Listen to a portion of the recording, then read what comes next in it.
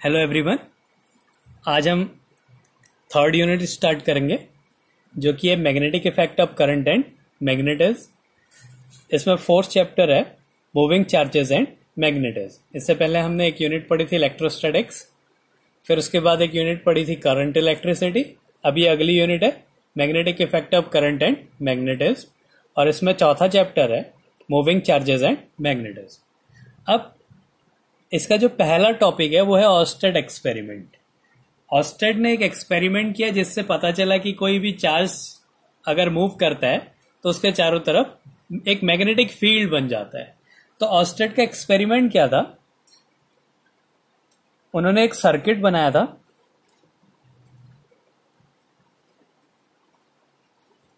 माना एक सर्किट है, इसमें एक की लगा दी,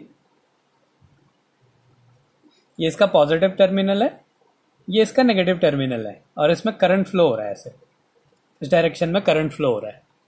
अब उन्होंने क्या करा, इसके पास एक कंपास निडल रखी। माना उसकी जब इसमें कोई करंट फ्लो नहीं हो रहा है तो उसकी ये डायरेक्शन है नॉर्थ साउथ। तो जब इसमें करंट फ्लो होने लगा तो ये डिफ्लेक्ट हो गई, ये इस तरीके से हो गई, ऐसे डिफ्लेक्ट हो गई। फिर उन्होंने इसको चेंज कर दिया, फिर उन्होंने बैटरी को चेंज कर दिया, इसका पॉजिटिव टर्मिनल यहां कर दिया और नेगेटिव टर्मिनल इस साइड कर दिया। तो अगला जो कंडीशन लिया उन्होंने इस तरीके से किया।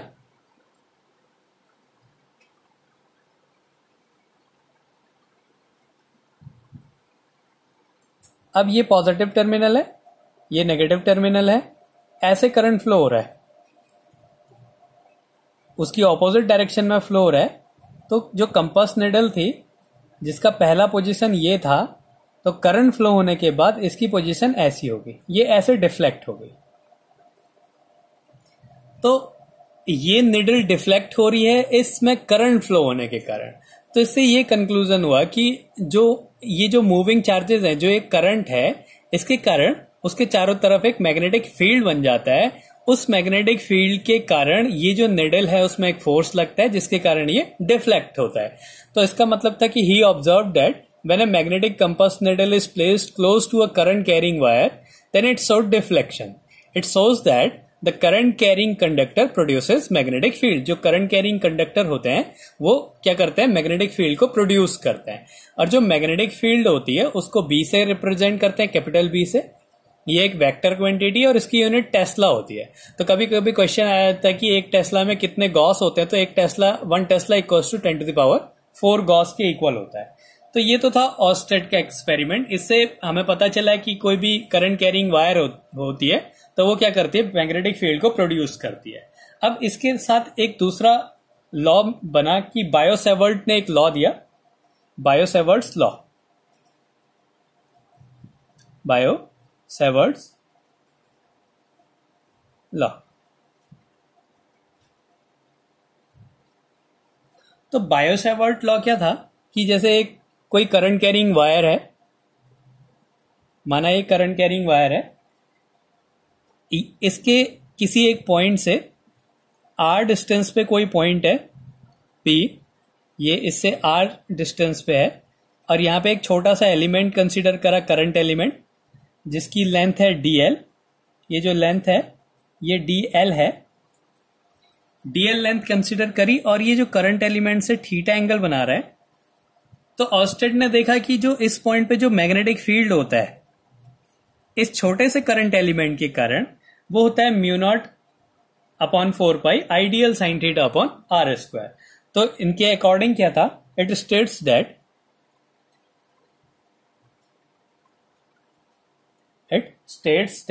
द मैग्नेटिक फील्ड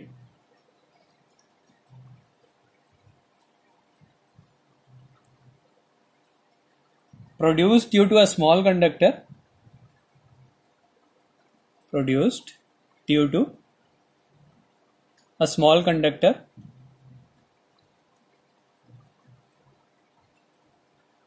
ये जो dl लेंथ है, ये स्मॉल कंडक्टर की लेंथ है, of length dl,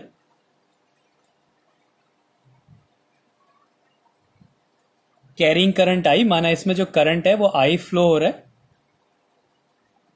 carrying current I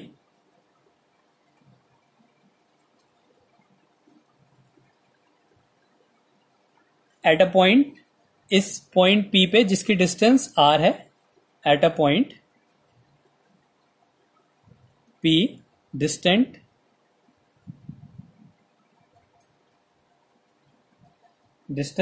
R is given by, ये था, इस ऐसी कंडीशन थी कि एक मैग्नेटिक फील्ड निकालना है एक स्मॉल कंडक्टर के कारण, जो कि उस कंडक्टर से R डिस्टेंस पे है और उससे थीटा एंगल बना रहा है, उस कंडक्टर में करंट फ्लो हो रहा है I। तो जो P पॉइंट पे जो मैग्नेटिक फील्ड होगा dB, ये होगा mu naught upon 4 pi IDL sine theta upon R square. ये जो है बायो-सेवर्ट का लॉ है। तो इसके अकॉर्डिंग क्या था, जो इस पॉइंट पे जो मैग्नेटिक फील्ड होता है उसमें इस कंडक्टर में फ्लो होने वाले करंट के डायरेक्टली प्रोपोर्शनल होगा, इसकी लेंथ के डायरेक्टली प्रोपोर्शनल होगा। ये जो करंट एलिमेंट है, ये जो छोटा सा कंडक्टर है, ये कितना एंगल बना रहा है उसके डायरेक्टली प्रोपोर्शनल होगा, और इसके बीच का जो डिस्टेंस है उसके स्क्वायर का इनवर्सली प्रोपोर्शनल होगा। तो इसको मिला के ये लॉ बन गया कि dB equals to mu naught upon 4 pi IDL sine theta upon R square. जहां पे जो ये म्यू नॉट अपॉन 4 पाई है, म्यू नॉट अपॉन 4 पाई, ये एक कांस्टेंट है, इसकी वैल्यू होती है 10 टू द पावर -7 टेस्ला। ये इधर चला जाएगा मीटर स्क्वायर, एक ये कैंसिल हो जाएगा, मीटर पर एम्पियर। टेस्ला मीटर पर एम्पियर जो है म्यू नॉट अपॉन 4 पाई की यूनिट है। अब इसकी डायरेक्शन, अब ये एक वेक्टर क्वांटिटी है, तो यहां पे मैग्नेटिक फील्ड की डायरेक्शन कैसे पता चलेगी? तो इसकी जो डायरेक्शन होती है वो राइट हैंड पाम रूल से निकलती है। तो हमने क्या करना है, जैसे यहाँ पे एक कंडक्टर है, इसमें करंट फ्लो हो रहा है इस डायरेक्शन में, हमें यहाँ पे मैग्नेटिक फील्ड की वैल्यू निकालनी है। मैग्नेटिक फील्ड की वैल्यू तो इससे पता चलेगी, अब हमें डायरेक्शन बताना है। तो हम क्या करेंगे, अपने अंगूठे को थंब राइट हैंड के जो अंगूठा है उसको मैग्नेटिक फील्ड की डायरेक्शन में करंट की डायरेक्शन में ले जाएंगे, और जो ये उंगलियां हैं, ये जो फिंगर्स हैं, इसको उस पॉइंट की डायरेक्शन में ले जाएंगे जहां पे वो पॉइंट है, और हमारी उंगली जहां को घूमेंगी वो जो है मैग्नेटिक फील्ड की डायरेक्शन को रिप्रेजेंट करेगा।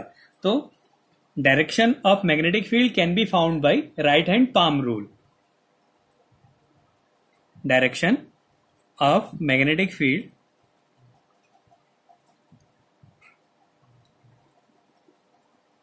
can be found by right hand rule, right hand palm rule।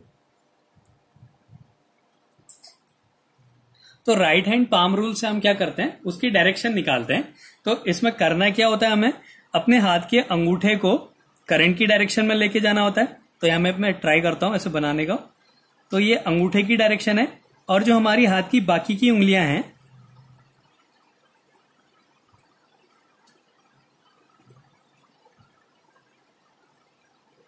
ये जो हमारे हाथ की बाकी की उंगलियां हैं, ये उस पॉइंट की तरफ होंगी। फिर जो हमारी उंगली जहां को घूमेंगी वो मैग्नेटिक फील्ड की डायरेक्शन होगी। तो ये किसको रिप्रेजेंट कर रहा है, ये करंट की डायरेक्शन को रिप्रेजेंट कर रहा है, और ये जो है, ये जो उंगलियां जहां को घूमेंगी वो मैग्नेटिक फील्ड की डायरेक्शन को रिप्रेजेंट करेगा, मैग्नेटिक फील्ड की डायरेक्शन को रिप्रेजेंट करेगा। तो ऐसे ही यहां पे अगर मैं अपने अंगूठे को करंट की डायरेक्शन में रखता हूं और उंगली को P पॉइंट की डायरेक्शन में, तो मेरा जो हाथ है वो नीचे को घूमेगा। इसका मतलब यहां पे जो करंट की डायरेक्शन होगी वो इनवर्ड होगी, अंदर की तरफ होगी। अगर ये पॉइंट इस साइड होता और करंट ऊपर को फ्लो हो रहा होता, तो फिर मैं इसको ऐसे रखता और फिर मेरी उंगली ऐसे घूम रही होती, तो करंट की डायरेक्शन बाहर को होती। तो इस तरीके से हम क्या करते हैं, जो मैग्नेटिक फील्ड है उसकी डायरेक्शन को निकालते हैं, जो कि किससे निकलता है, राइट हैंड पाम रूल से इसकी डायरेक्शन को हम निकाल सकते हैं। अब इसके बाद आता है कि इसका वेक्टर फॉर्म क्या होगा, vector form of bio-Savart's law. Vector form, इसका वेक्टर फॉर्म क्या है, तो इसका वेक्टर फॉर्म को सीधे सीधे लिख देता हूं, dB vector equals to mu naught upon 4 pi, current constant है I, ये हो गया dl cross R, dl cross R upon R cube, ये इसका वेक्टर फॉर्म है। अगर हम इसको सॉल्व करेंगे तो यहां पे हो जाएगा DL R sine theta, A cross B equals to A B sine theta होता है, तो ये डीएल आर साइन थीटा हो जाएगा, आर से आर कैंसिल हो जाएगा, तो नीचे से आर स्क्वायर आ जाएगा। तो ये तो था हमारा कि ऑस्टेड का एक्सपेरिमेंट क्या था। ऑस्टेड ने ये बताया कि एक करंट कैरिंग कंडक्टर अपने चारों तरफ एक मैग्नेटिक फील्ड को प्रोड्यूस करता है। फिर बायो-सैवर्ट का लॉ था जो इसमें बताया गया कि किसी पॉइंट पे जो मैग्नेटिक फील्ड की वैल्यू होती mu naught upon 4 pi ideal sine theta upon R square, जहां पे म्यू नॉट अपॉन 4 पाई की वैल्यू 10⁻⁻7 टेस्ला पर एम्पियर होती है। और अगर हमें किसी पॉइंट पे मैग्नेटिक फील्ड की डायरेक्शन निकालनी है तो हम वहां पे राइट हैंड पाम रूल का यूज करते हैं। अगर वहां पे करंट की डायरेक्शन में अंगूठा है, हमारा जो थंब है वो करंट की डायरेक्शन में है, तो बाकी जो उंगलियां हैं वो उस पॉइंट की डायरेक्शन, जिस पॉइंट पे मैग्नेटिक फील्ड की डायरेक्शन बतानी है उसकी साइड को अगर फेस करते हैं, तो जहां को हमारी उंगलियां घूमेंगी वो मैग्नेटिक फील्ड की डायरेक्शन को बताएगा। ये बायो-सैवर्ट का वेक्टर फॉर्म है जो कि होता है dB, vector dB equals to mu naught upon 4 pi I DL cross R upon R cube. ये तो था हमारा बायो-सैवर्ट का लॉ। अब बायो-सैवर्ट की कुछ एप्लीकेशंस हैं जिसमें हमने क्या करना पड़ेगा, बायो-सैवर्ट के लॉ को यूज करके मैग्नेटिक फील्ड की वैल्यूज को फाइंड करना पड़ता है। तो पहला है magnetic field at the axis of a current carrying circular loop. एक करंट कैरिंग सर्कुलर लूप है, उसकी एक्सिस पे हमने मैग्नेटिक फील्ड की वैल्यू को फाइंड करना है। तो ये इसकी पहली एप्लीकेशन है। तो ये इसका एप्लीकेशन है, इसमें हमने निकालना है magnetic field at the axis of current carrying circular loop. ये एक करंट कैरिंग लूप है जिसमें ये एक लूप है जिसमें करंट फ्लो हो रहा है। इसका रेडियस आर है। इसके सेंटर से, ये इसका सेंटर है ओ, इसके सेंटर से एक्स डिस्टेंस पे एक पॉइंट है। इस पॉइंट पे हमने मैग्नेटिक फील्ड की वैल्यू फाइंड करनी है बायो-सैवर्ट का यूज करके। तो अब हम क्या करते हैं, बायो-सैवर्ट के जब लॉ यूज करते हैं तो हम वहां पे करंट एलिमेंट कंसीडर करते हैं। तो ये हमने यहां पे एक छोटा सा करंट एलिमेंट कंसीडर करा, एक करंट एलिमेंट यहां पे कंसीडर करा। तो ये दो करंट एलिमेंट है जिनकी लेंथ जो है वो डीएल है। अब क्या है, यहां से ये डिस्टेंस एक्स है, ये है, तो ये जो डिस्टेंस होगी ये होगी √a² प्लस x²। ऐसे ही ये जो नीचे वाली डिस्टेंस है ये भी होगी √a² प्लस x²। अब जो मैग्नेटिक फील्ड जो ऐसे निकलेगा वो क्या होता है, जो ये जो डिस्टेंस है इस करंट एलिमेंट से जो डिस्टेंस है उसके हमेशा परपेंडिकुलर रहता है। किसी भी पॉइंट पे अगर हम मैग्नेटिक फील्ड निकालेंगे तो उसकी लेंथ के जो है वो परपेंडिकुलर होगा। तो इसके परपेंडिकुलर ये लाइन है, तो ये हो गया इसका मैग्नेटिक फील्ड। माना ये मैग्नेटिक फील्ड है dB डैश। ऐसे ही इसके कारण जो मैग्नेटिक फील्ड है वो इस लाइन के परपेंडिकुलर है, सेम डिस्टेंस है, सेम करंट एलिमेंट है जिनकी लेंथ dl है। ये दोनों जो एलिमेंट हमने कंसीडर कर रखे हैं ये सेम है, तो यहां पे जो मैग्नेटिक फील्ड होगा वो भी dB डैश होगा। अब हमने क्या करा, यहां पे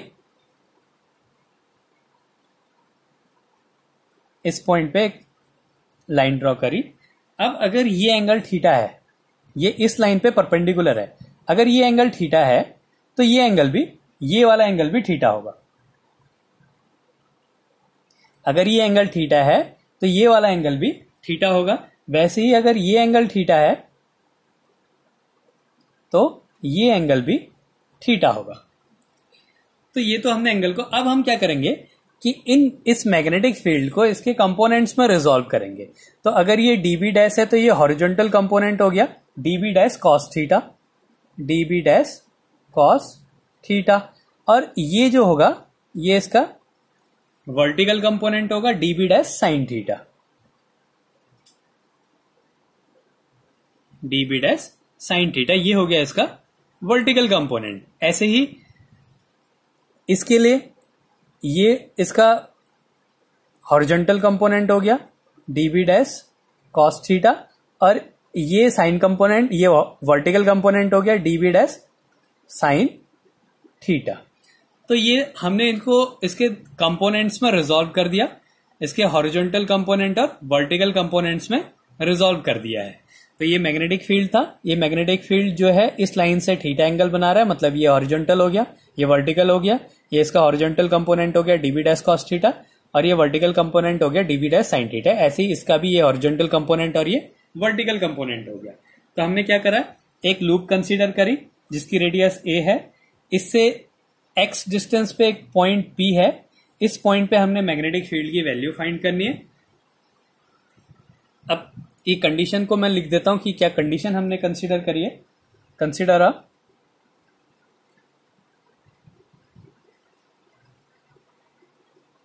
circular loop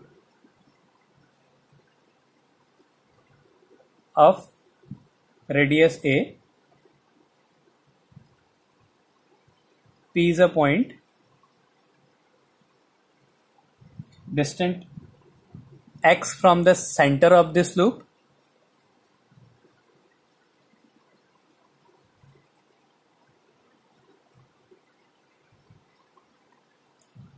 from the center of the loop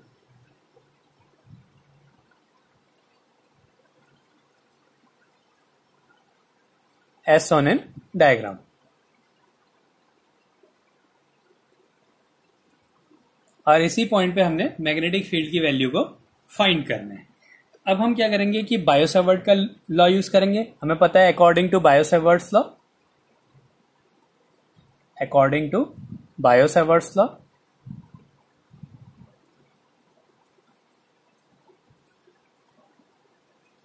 bio-Savart law क्या कहता है कि जो मैग्नेटिक फील्ड होगा वो होता है mu naught upon 4 pi I D L sine theta upon R square. ये होता है मैग्नेटिक फील्ड की वैल्यू। जहां पे जो थीटा एंगल होता है ये होता है कि करंट एलिमेंट और वो पॉइंट जो है क्या एंगल बना रहे हैं। करंट एलिमेंट जो है उसका जो पॉइंट है, जो लाइन है, उसको मिलाने वाली करंट एलिमेंट और लाइन के बीच में एंगल क्या है, ये होता है एंगल साइन थीटा। अब हमने देखना होगा कि यहाँ पे साइन थीटा की वैल्यू क्या है। तो अगर कोई भी सर्कुलर लूप है, यहां से अगर हम एक लाइन ड्रॉ करते हैं तो वो हमेशा इस लाइन के परपेंडिकुलर ही होगी। जैसे मैं यहां पे ये एक लूप है, एक सर्कल है। इस सर्कल में मैं अगर इस पेन को ऐसे रखूं तो भी ये इसके परपेंडिकुलर होगा, ऐसे कहीं किसी भी डायरेक्शन में रखूंगा तो हमेशा क्या होता है, इस करंट एलिमेंट के परपेंडिकुलर ही रहेगा। तो ये जो एंगल है ये 90 डिग्री होगा। तो इस केस में जो साइन थीटा की वैल्यू है वो 90 डिग्री है। तो जो ये मैग्नेटिक फील्ड है डीबी डैश, तो ये डीबी डैश क्या होगा, dB dash equals to mu naught upon 4 pi I D L sine 90 upon distance क्या है A square plus X square. तो इसका होल स्क्वायर कर देंगे तो अंडर रूट हट जाएगा, तो हो गया ए स्क्वायर प्लस एक्स स्क्वायर। तो इसको सॉल्व कर देते हैं तो ये आ गया mu naught upon 4 pi I D L sine 90 की वैल्यू 1 हो गई, तो ये आईडीएल हो गया upon A square plus X square. ये आ गया मैग्नेटिक फील्ड की वैल्यू। अब हमें इस डायग्राम में पता चल रहा है कि जो इसका जो हॉरिजॉन्टल कंपोनेंट है डीबी डैश कॉस थीटा और ये डीबी डैश कॉस थीटा, ये एक दूसरे के ऑपोजिट है, इसलिए ये दूसरे को कैंसिल कर देंगे। तो जो हमारा नेट मैग्नेटिक फील्ड है वो किसके कारण आएगा, सिर्फ साइन कंपोनेंट के कारण आएगा। जो कॉस कंपोनेंट है मैग्नेटिक फील्ड के वो एक दूसरे के ऑपोजिट डायरेक्शन में और सेम है, इसलिए ये कैंसिल हो जाएंगे। तो जो नेट मैग्नेटिक फील्ड आएगा वो किसके कारण आएगा, इसके साइन कंपोनेंट के कारण आएगा। तो नेट मैग्नेटिक फील्ड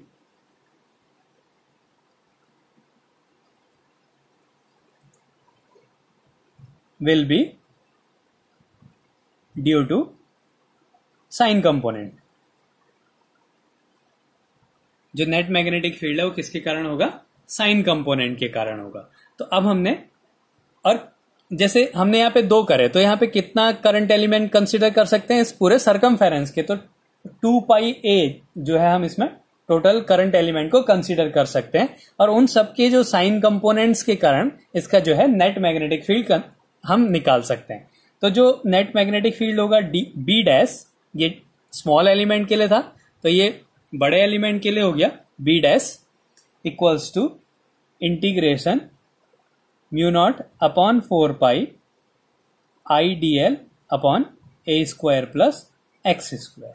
तो ये सब कांस्टेंट है, इसको छोड़ देते हैं। डीएल वेरिएबल, हम कितने सारा करंट एलिमेंट ले सकते हैं, तो ये हो गया mu naught upon 4 pi I D L I upon A square plus X square integration T है।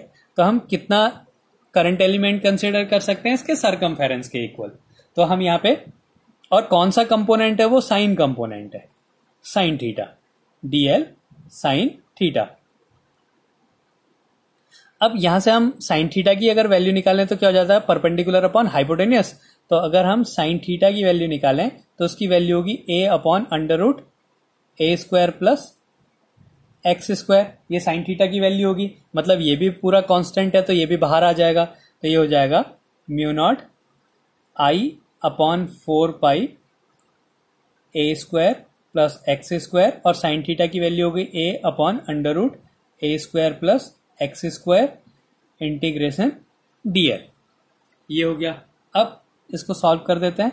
Mu not I A upon 4 pi, ये पावर 1/2, ये 1 तो होगी 3/2 A square plus X square की पावर 3/2 डीएल इंटीग्रेशन डीएल। तो ये क्या हो जाएगा, इसका सरकमफेरेंस 2 पाई ए हो गया। तो अब इसको सॉल्व कर देते हैं थोड़ा सा। तो ये पाई से पाई कैंसिल हो गया, ये 2 टाइम कैंसिल हो गया, तो ये आ गया mu not I A square upon 2 A square plus X square की पावर 3/2। तो ये आ गया इसका मैग्नेटिक फील्ड, कि इसका जो नेट मैग्नेटिक फील्ड है वो कितना होगा, उसकी वैल्यू होगी mu not I A square upon 2 A square plus X square की पावर 3/2। अगर ये जो कॉइल है इसमें n टर्न्स होंगे, for n turns, n turns हैं तो क्या हो जाएगा, ये एक के लिए है तो n के क्या हो जाएगा, इसकी मल्टीप्लाई हो जाएगी। तो b equals to mu naught N I A square upon 2 A square plus X square की पावर 3/2। तो ये हो गया magnetic field at the axis of a current carrying circular loop. अब इसके बाद क्या होता है कि अगर ये x डिस्टेंस पे ना होके इसके सेंटर पे हो, x, ये अभी हमने क्या करा, सेंटर से x डिस्टेंस पे लिया। तो अगर ये x डिस्टेंस पे ना होके सेंटर पे हो तो हम क्या कर देंगे, यहां पे x की वैल्यू को 0 रख देंगे। तो at centre x equals to 0। तो मैग्नेटिक फील्ड क्या आ जाएगा, mu naught N I A square upon 2 A square, ये 0 हो गया की पावर 3/2। तो इसको सॉल्व कर दिया, mu naught N I A square upon 2 A cube हो जाएगा, एक कैंसिल, तो सॉल्व करके mu naught N I upon 2 ए। तो ये मैग्नेटिक फील्ड हो गया सेंटर पे। तो कभी कभी एग्जाम में आ जाता है कि किसी भी करंट कैरिंग सर्कुलर लूप के एक्सिस पे मैग्नेटिक फील्ड की वैल्यू फाइंड करो और फिर उसी से ये बताओ कि उसके सेंटर पे मैग्नेटिक फील्ड कितना होगा। तो हमने पहले इसको सॉल्व करना है, उसके बाद x की वैल्यू को 0 रख देना है। तो ये इसके सेंटर पे मैग्नेटिक फील्ड आ जाएगा mu naught N I upon 2a। Mu naught N I upon 2a जो है ये मैग्नेटिक फील्ड की वैल्यू आ गई। तो ये होगी इसकी एक application, magnetic field at the axis of a current carrying circular loop. अब इसकी दूसरी एप्लीकेशन है magnetic field at the centre of a current carrying loop. जैसे हमने ये निकाला magnetic field at the centre of a current carrying circular loop, ये किसकी हेल्प से निकाला है, एक्सिस के लिए। तो पहले हमने एक एक्सिस पे निकाला, फिर उसकी लेंथ को 0 कर दिया, तब सेंटर पे आया। तो इसकी दूसरी एप्लीकेशन सीधे सीधे है कि सीधे सेंटर पे हम कैसे मैग्नेटिक फील्ड को फाइंड करेंगे। तो इसकी अगली एप्लीकेशन है magnetic field at the centre of a current carrying circular loop. तो ये एक सर्कुलर लूप है जिसकी रेडियस a है, इसके सेंटर पे हमने मैग्नेटिक फील्ड की वैल्यू को फाइंड करना है। तो फिर से बायो-सैवर्ट के लॉ के अकॉर्डिंग क्या होता है, जो मैग्नेटिक फील्ड होता है उसकी वैल्यू होती है mu naught upon 4 pi I D L sine theta upon R square. यहां पे भी ये एक करंट एलिमेंट है डीएल, ये जो डीएल जो करंट एलिमेंट है इसके सेंटर से भी जो एंगल बनाएगा वो भी 90 डिग्री होगा। इस लाइन से जो एंगल बना रहा है 90 डिग्री, ये कहीं पे भी एंगल बनाएगा वो 90 डिग्री ही रहेगा। तो यहां पे भी हम साइन थीटा की वैल्यू को 90 पुट कर देंगे। तो डीबी इक्वल्स टू आ जाएगा mu naught upon 4 pi I D L sine 90 upon R square, इसकी वैल्यू 1 पुट कर देते हैं, तो mu naught upon 4 pi I D L upon R square. तो ये हो गया मैग्नेटिक फील्ड। अब हमने नेट मैग्नेटिक फील्ड निकालना है, तो ये पूरे सरकमफेरेंस के लिए हो जाएगा।